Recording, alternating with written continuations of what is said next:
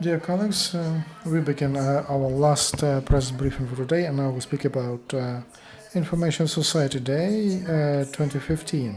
That is a scientific, academic, and practical conference which takes place annually, and about our speakers will tell you about the details, and we will have Natalia, Head of Information Policy and Electronic Governance Department of Public Administration, National Academy under the President of Ukraine, the Semenchenko, Director of the Institute of Senior Executives at Public Administration and National Academy, Oleksyuk, Chairman of the All-Ukrainian Association Information Security and Information Technologies, and Ren Marotyan, who is the head of the chair of Globalistic Euro Integration and National Security, the National Public Administration Academy by the President of Ukraine. The floor is yours.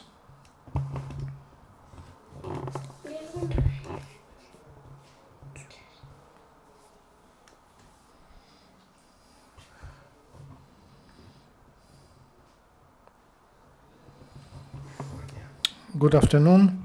I would like to welcome all of you. Congratulations with the Information Society Day. In the Academy, we had 2 days dedicated to that event, and it's about a very important process in the world. State trend is building of information society. In the National Academy of Public Administration by the President of Ukraine, it is the 6th time when we receive it, and there is a tradition how that should take place. And we had academics and also representatives of public authorities from the highest level. But there were deputy head of the administration, Mr. Dmitro Shivkiv participated, and there were representatives from the Ministry of Information, the deputy ministers, and there were representatives from other central bodies and regional bodies of executive branch, and also there were people from the public, from civic groups. And the main issues discussed during Information Society Day. They covered the development of information society, and its important components are e-governance and also information security, which is a part of the general process of development of information society. As to e-governance, at present in Ukraine, this process is regulated by several laws.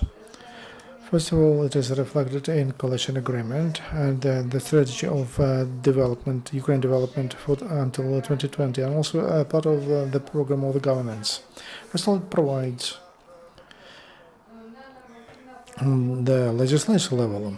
It identifies and identifies legislations, and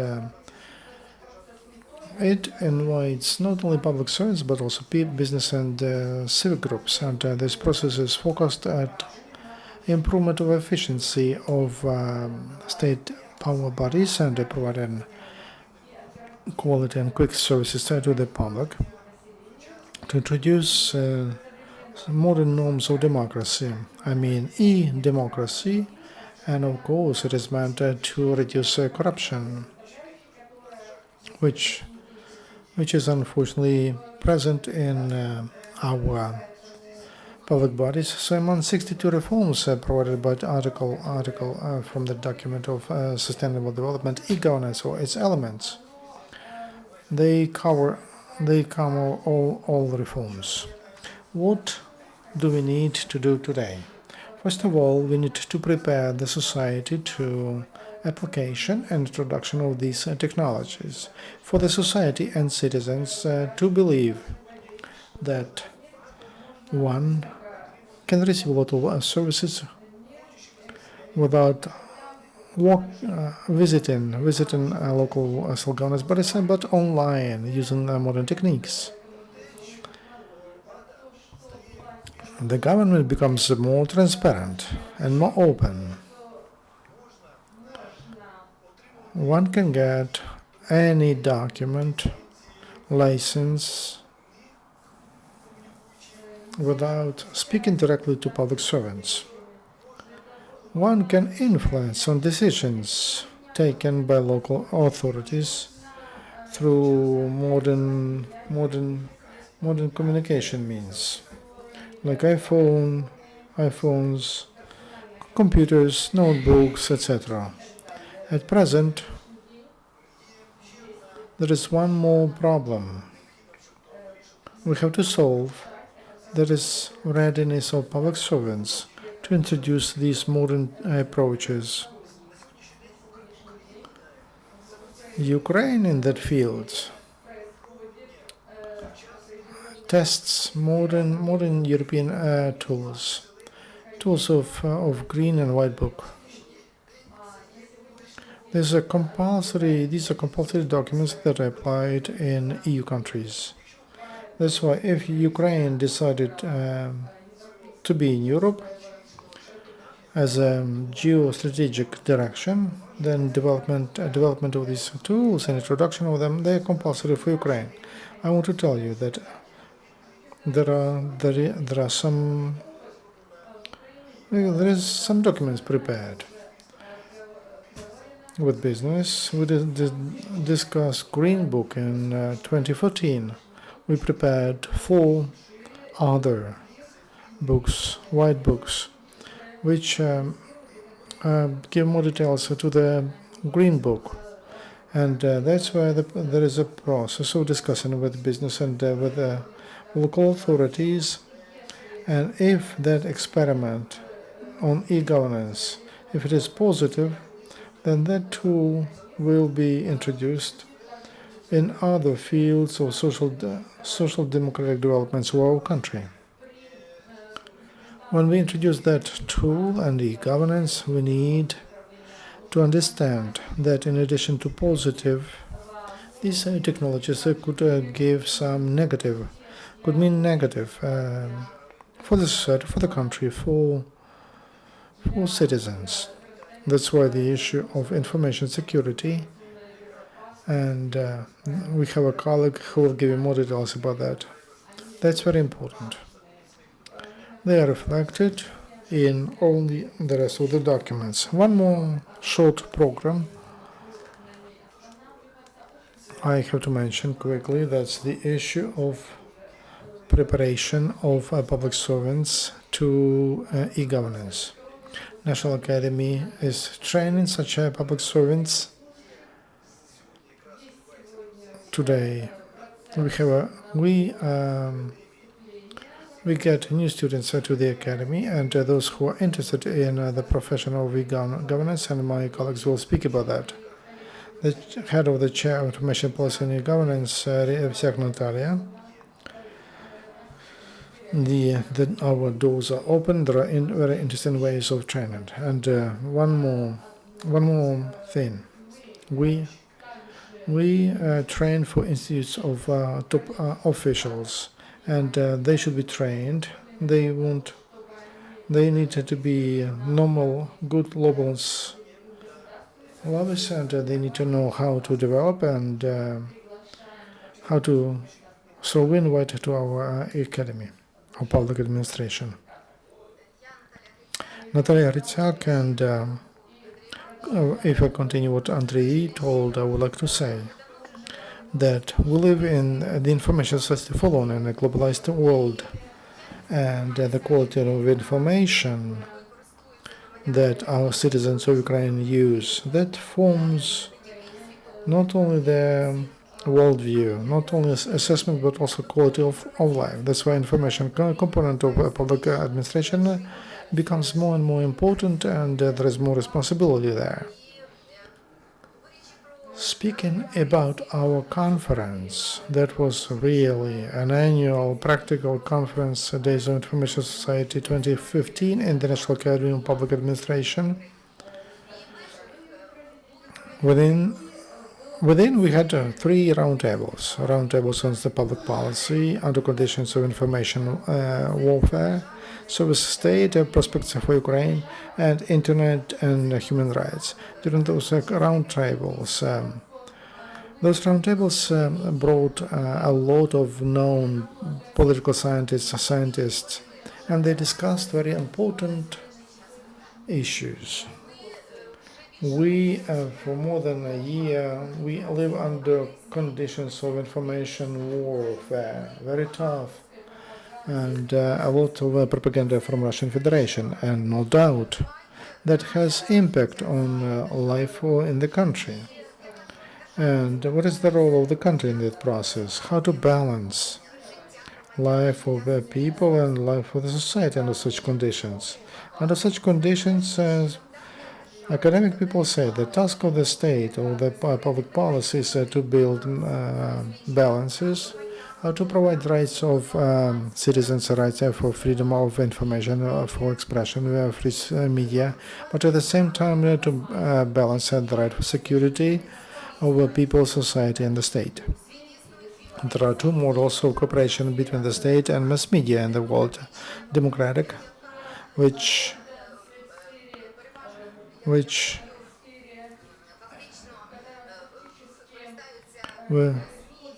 mass media in the States and Europe, they use that model.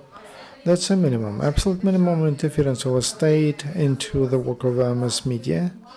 And also there's a model of social responsibility. Social responsibility when, especially under conditions of emergency and conditions of information warfare, when a state, mass media and the state understand what its security is, and they find models of cooperation and behavior and how to realize that policy. Of course, Ukraine needs to develop its own model.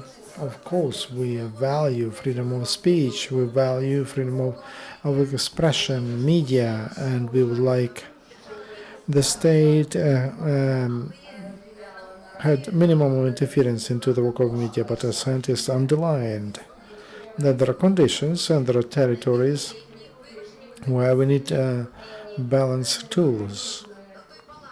We need that balance, that cooperation with the state, society, and business in order to liquidate threats that we have. Of course, we live in the time of reforms. We stood for those reforms on Maidan during the Revolution of Dignity, and all the society, we still support reforms in the country, but for the reforms to be implemented, the best people can write them, and they can be of good quality on the document, but on implementation requires quality, quick, timely information support of those reforms. That's why one more important issue that we'll discuss during the conference, that is how to modernize, how to improve communication policy of public authorities, how to use new ways of communication with society, improvement of shortening time, reducing time. And as Zura Palasanya, who participated, he told there is no alternative to truth. There's only an issue of time. You should start saying the truth quicker, and the people will understand that and support that. In that context, I would like to tell that it's very important for communication to discuss the conference. There was the issue of cooperation between the state and the NGOs. And because we have a representative of such an organization, I will give the floor to her. Good afternoon. I would like to tell you only one thing. Information society means a society. And people in the society are that one actor that unites the state, media, and all the rest who want to participate in that. Information, which became basic in the society, which is the value, the only value that turns into knowledge of any person. And a person in the center of the society is such that any citizen can like over in any country. And I believe that at present our only task of a state and of people, we need to do everything for us to stay on that track. So we as an organizers of that, co-organizers of that information days, It's not the first time, and I hope that in the future we will participate in this process, and information society will not be built without us. So I'm thankful to the Academy because that they're always with us, and we are with the Academy. And I would like to thank you for providing such an opportunity to us. In 2010, the Russian Federation passed a strategy of development of information society. For this strategy, Russian Federation invested, or they planned to invest 40 and something billion dollars. The goal of the strategy is 100% providing mass media of all to provide to all Russian-speaking citizens, people in the world. So access to those mass media that are loyal to Kremlin and who support the Kremlin's policy. It's an important aspect of our discussions. There was an issue of information situation in the east of Ukraine. Irina Marutyan made such a report, and I invite her. She will give you more details about that. Thank you.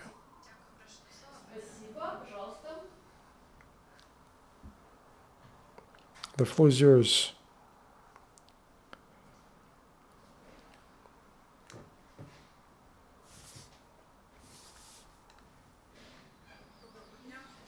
Good afternoon. I would like to emphasize that what Natalia told, that the topic of one of roundtables was state policy and conditions of the war. And of course, we spoke first of all about state information policy. And on the slides, we suggested such a quintessence of those problems and those conclusions that we made during that conference. What do we suggest to state, to public authorities and to civic society as a quintessence of our scientific practical work of our conference? What do we suggest? First of all, a strategy of information policy of Ukraine. That is a separate topic. By the way, we never had it in the country. We also would like, and concept of information security of Ukraine. We didn't write it, but we know that at this time there is a working group in the Ministry of Information Policy. They developed that concept of information security. So we did not want to pay attention to that because we think that this is an issue of time. But information policy and information security, these are two different things. So it's very good that our country have a different strategy of information policy and the concept of information security. We can name them differently. Once we had a doctrine of information security in 2009, but it was cancelled by the president. My report was about information policy of the state on occupied territories in ATO area. Unfortunately, we have big problems there. The Institute of Democracy of public order in 2015 in March, they had the research of regional media. They took 6 regions of Ukraine, but I would single out media on occupied territories. It's in Luhansk and Donetsk region, and unfortunately, we came to such set conclusions that Ukrainian content, Ukrainian information space on those territories is absent. In Donetsk region, for example, they have about 30 media, Russian and also so-called separatist media. They work on the technical base that they captured of a photo of former Grytsiak, Ukrainian, so that the Ukrainian content of the site, Ukrainian content is blocked for internet. And the only good thing the Ministry of Information Policy they did, that on Karachun Hill there is a TV tower which costed us 5 million hryvnia, but it covers only 5 kilometers, but it's already plus, and that allowed to broadcast Ukrainian TV to Kramatorsk, Slavyansk, and Artemivsk. So that's why there is something positive. But what else do we offer? We have special groups, and we had to change to send our information messages to over there. We need to provide them information, and those are volunteers, ATO, combatants and residents of Crimea, Donbass, and IDPs, Russian. And so this is a big. These address group, and we will have to do that. And there are a lot of problems, and we have with professionals of press secretaries and press services of sites and agencies like security SBU, and there is a press service of ATO, but sometimes information from SBU or press service of the Ministry of Defense is not, the information doesn't fit. We need to improve the cooperation between journalists and with military command. I know that they developed a system of journalists who will be assigned to work and military units, and that's an American experience. They used it in Iraq. There was a whole movement. They created that, and we studied that experience. Also, timely delivery of information to competence of ATO. They publish a United Country, 50,000 copies. But if you ask competence soldiers in ATO whether they know about that, they don't know it. There was one more newspaper MOD, but soldiers don't read it. So military men, the only thing they are waiting usually from volunteers. Volunteers inform them, they bring newspapers, and but you know that you need to read a newspaper when it is published. When it comes to military men, it's after 2-3 days.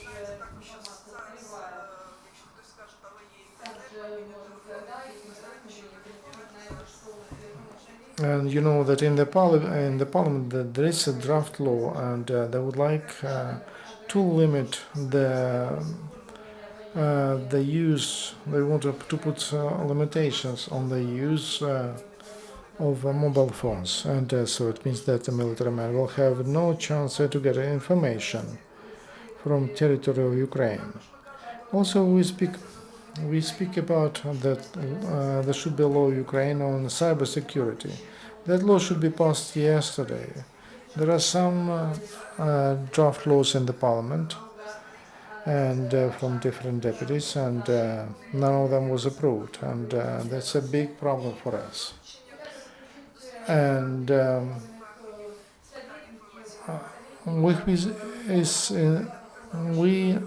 we can hire foreigners. We have foreign ministers. Why cannot we invite from NATO centers from Latvia to Estonia? And one is responsible for cybersecurity, the other one is working on strategic communication, and I mean counter propaganda against Russia. And what my colleague mentioned is PPP and the field of national security. And there is such a notion as outsourcing, and Americans are using that well. And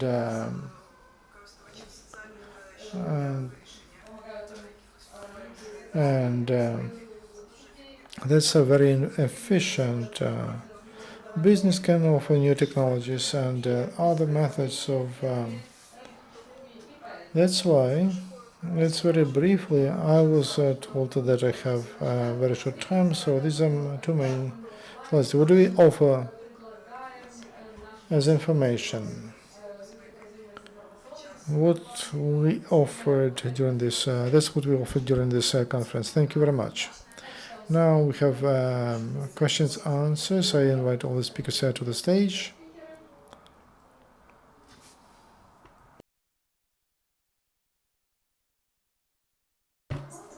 If there is any question, here's an opportunity. I have a question.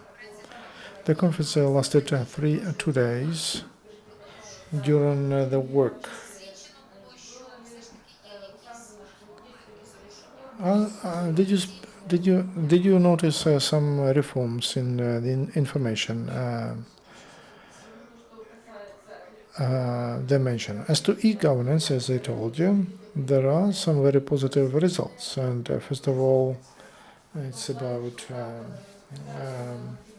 a legal base, and because they passed a very important laws about open data.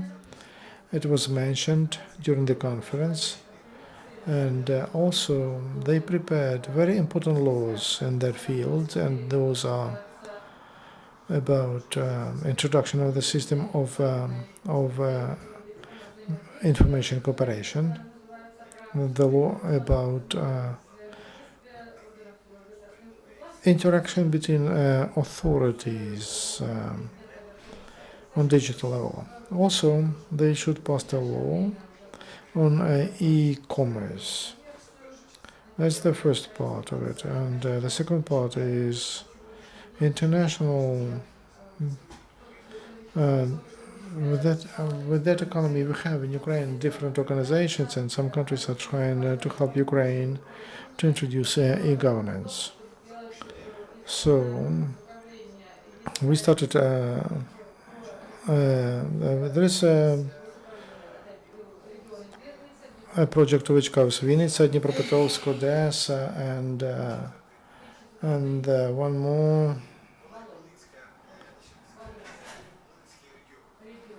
Volhynia region. At present, there is a very serious work on asymmetric communication between business and NGOs in that field. So in fact, there is a process of so-called voluntary work. The conference was a very good example. One of the leading companies in IT, Google, they helped to hold this conference. Also, I can give more examples of positive results, some positive of real implementation of e-governance in ministries and on the regional level. Just because of objective and other reasons, there is a number of issues, and the war of Russia against Ukraine, and they cause intellectual and material losses. And that's why during the last 4 years, Ukraine was spending lost ratings in as to e-governance. But I believe that at present there is a political understanding on the highest level as to the necessity to introduce these techniques, which will allow us to improve the efficiency of the work and to feel that our public service, they serve to people. To reduce the level of corruption, I am sure that these problems will be resolved, and also there are some positive results in that direction. From the point of view of information space, I wanted to say Ukraine signed an association agreement with the EU and actively introduces and implements documents signed by Ukraine and commitments. We discussed at the conference that there are clear steps and results of reforms in information dimension. The whole mass media and regional mass media, they become turned into private, and protection for journalists and improvement of legislation related to protection of journalists. So the work goes on, and we hope that we'll observe some quick speed of that work. Our conference was supported by a program between EU and the Council of Europe. In the conference, there were experts from the Council of Europe who also spoke about there is a need to And I'm sure that the results of the conference and that will place there, everything will be there. It will help politicians and experts and legislators to speed up and to do what we promised to Europe quicker. Is there anything else? If not, one more question from me. Can you speak about innovations in the field of information society? Maybe you know some examples. E-governance is an innovation. It's a new form of public governance, and they use modern information technologies and focused at quite a different level of communication between authorities and the main like business and citizens, and in that process there is some points on a different level. They should provide modern e-services. People don't need to spend money in lines. People don't need to be in lines and to be humiliated by public servants. They don't need to run around ministries and to collect different documents for services. It's enough to go to a website. As to public authorities, in 2013, they developed the system of e-cooperation between agencies, public agencies and authorities. At present, in e-form, for several years, they collect, they make reports, and tax service collects that information, pension funds, and they collect statistics, etc., etc. At present, in some regions, like in Dnipropetrovsk, in Lviv, Volyn, and in some other regions, and they provide e-services online.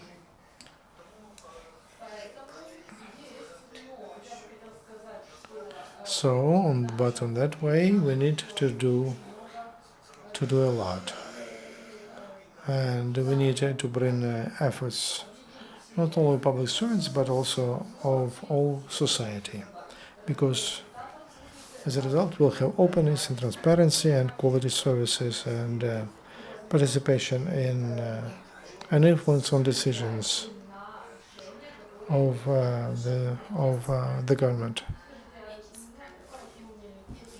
which authority is the best in introduction of e-governance.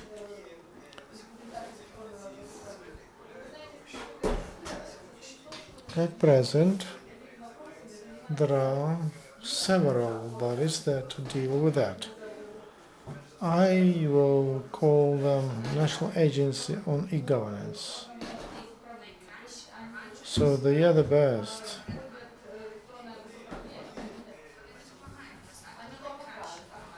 Who's the best? Maybe administration of the president or some ministry. I can give you regions and ministries. If on the regional level, I mentioned those regions, like Dnipropetrovsk, and it is a leader to introduce e-governance for several years. Odessa region, for several years, despite those political changes that are taking place. There are some cities like Slavutich, Lviv, Lutsk, and Volyn region, Also, there are those who are at the back.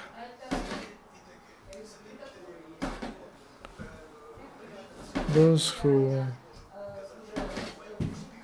who succeed, like tax inspection, custom service. The system of courts. You have to take a different authority. There is a quite well they work in the parliament. They introduced the systems like the administration president under the former director of Microsoft, Mitroshenkiv, and he's a deputy head of the administration. I can continue giving you this list, but unfortunately the majority of ministries and agencies and the majority of regional state administrations are on the second stage in introducing those technologies. If to speak about so-called webization, all public authorities, they have their websites and all of them, and or even web portals. The other thing, it's about content, and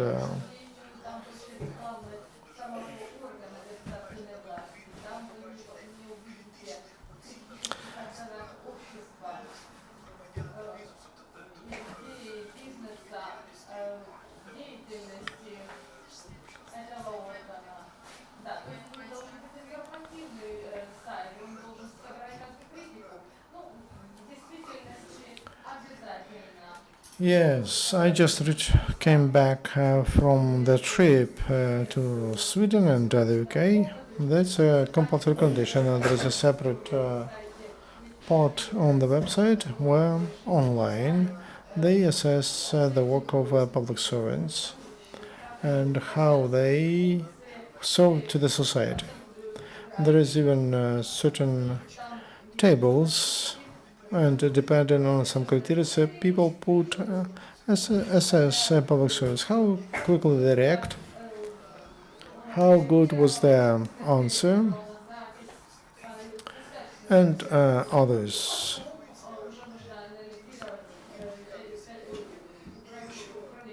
And if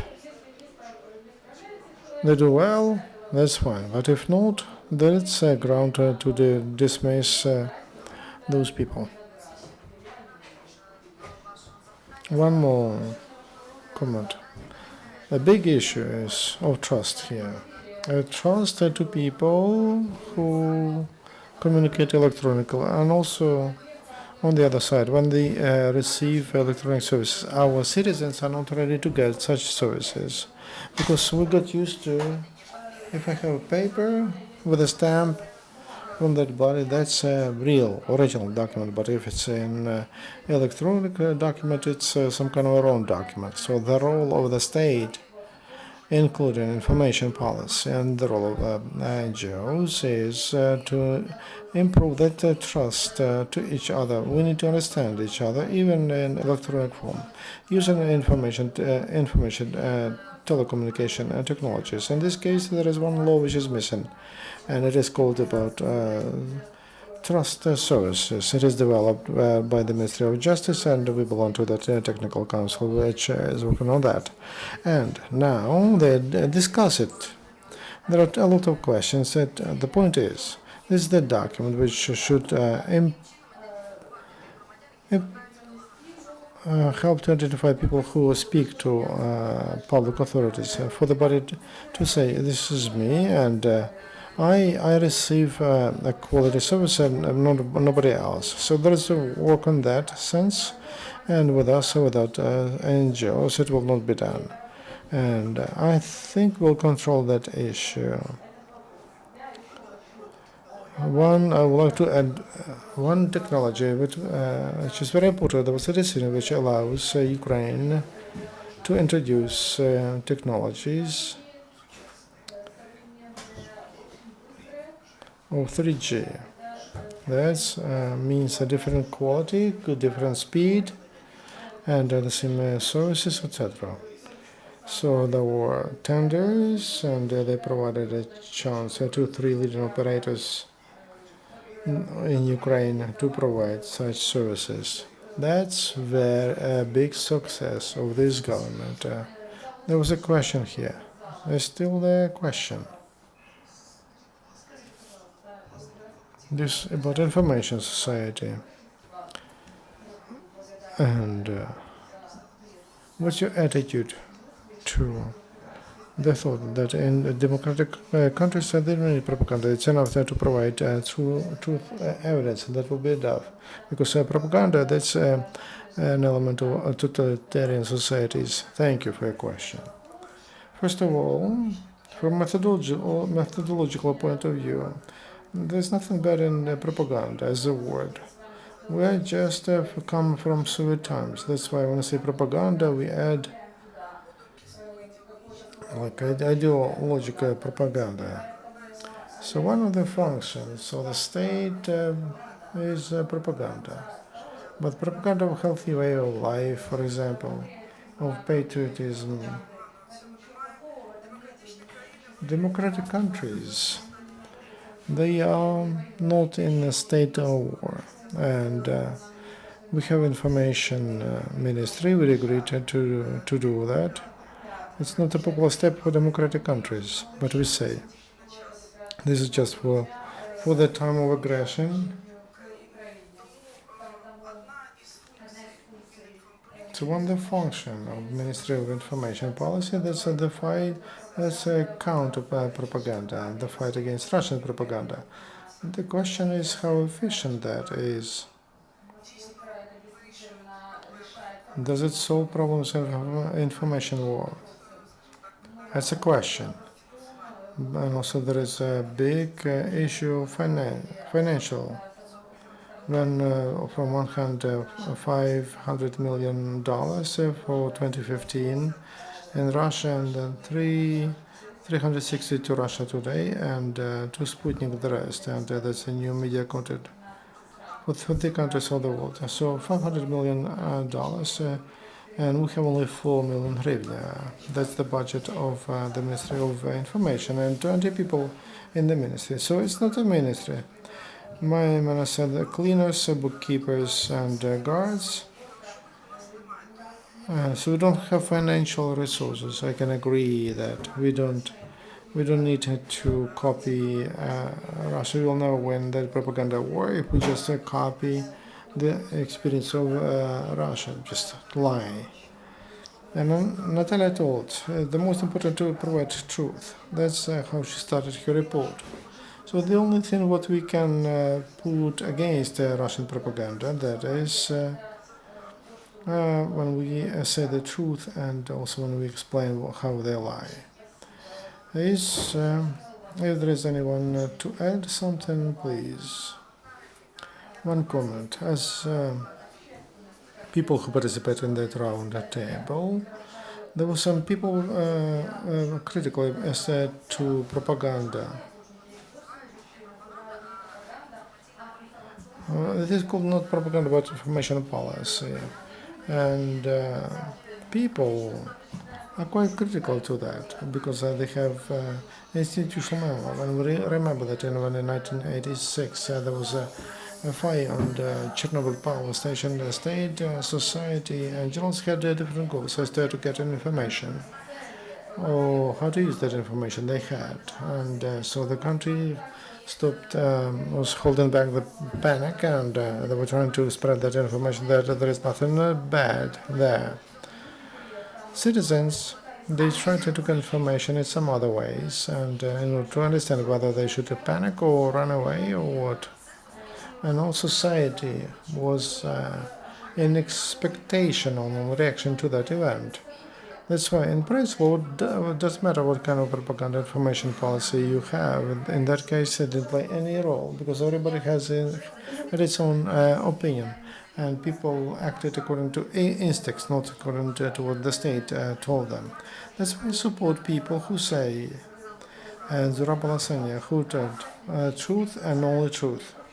And the society will not forgive any lie. It doesn't matter how you call it.